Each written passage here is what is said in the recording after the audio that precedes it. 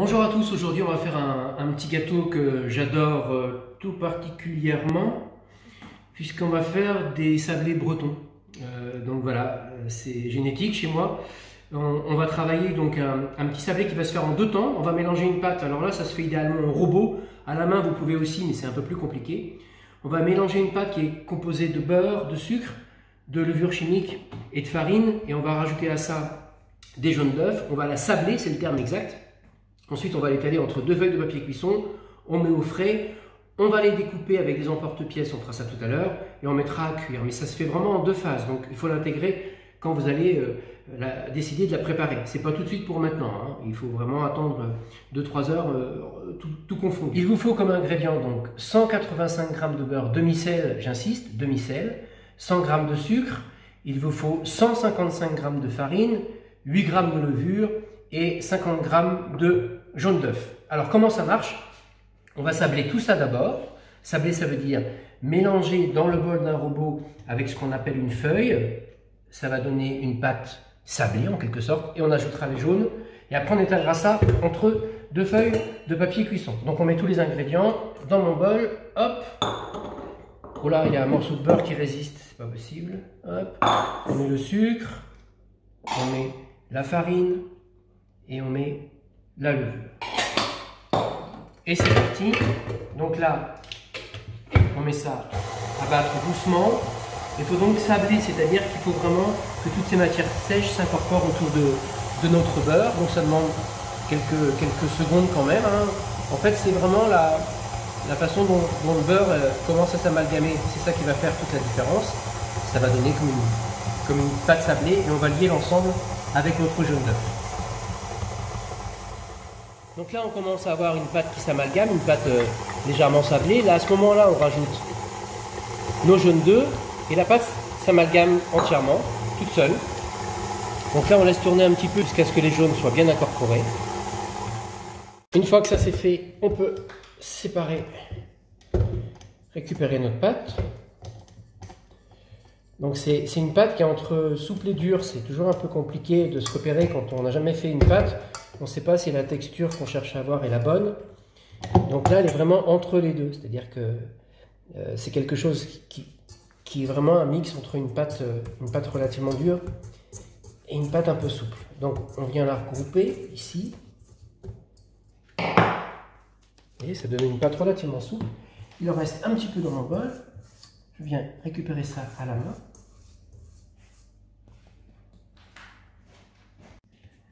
Donc là, on a une boule qui est grossièrement formée. Je la décale et je vais l'étaler maintenant entre deux feuilles de papier cuisson. Alors, je ne vais pas chercher à l'étaler beaucoup, sur quasiment 1 cm à peu près.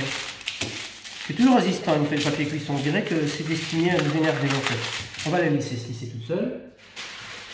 Je prends une seconde feuille que je viens placer au-dessus et je vais venir avec un rouleau étaler ma pâte. J'insiste, juste ce qu'il faut, hein, pas trop.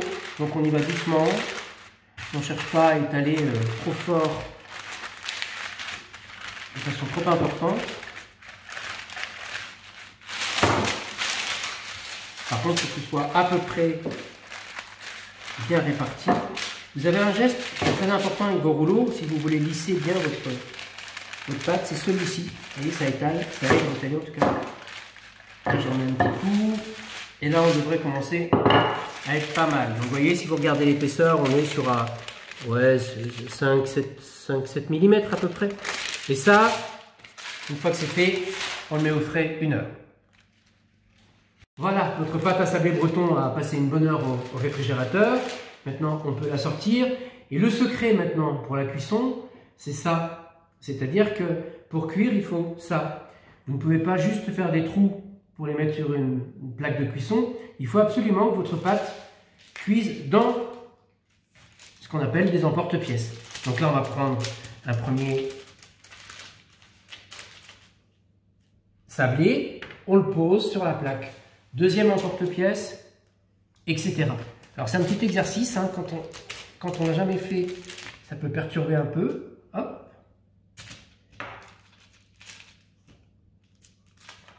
dans notre deuxième emporte-pièce, et ainsi de suite.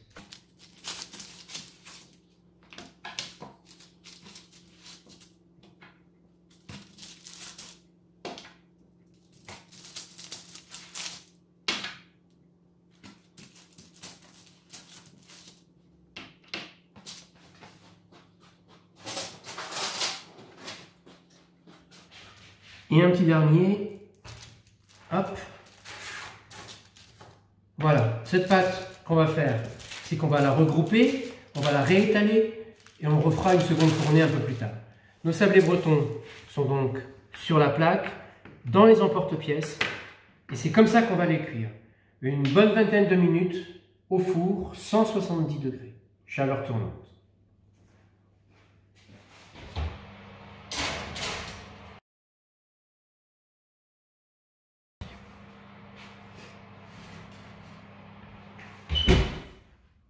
Voilà, nos petits sablés bretons ont cuit une grosse vingtaine de minutes. Ce qui importe, c'est de voir cette coloration apparaître, cette coloration blonde. Vous avez vu, ils ont doublé de volume.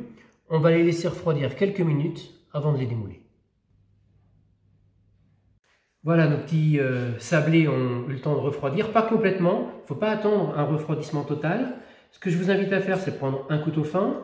Vous glissez votre couteau et vous venez tourner autour de votre emporte-pièce comme ça. Le sablé va naturellement descendre tout seul. Regardez, c'est pas joli ça. Voilà, un joli sablé breton.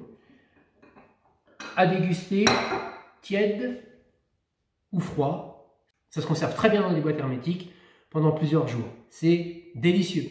Bon appétit à tous!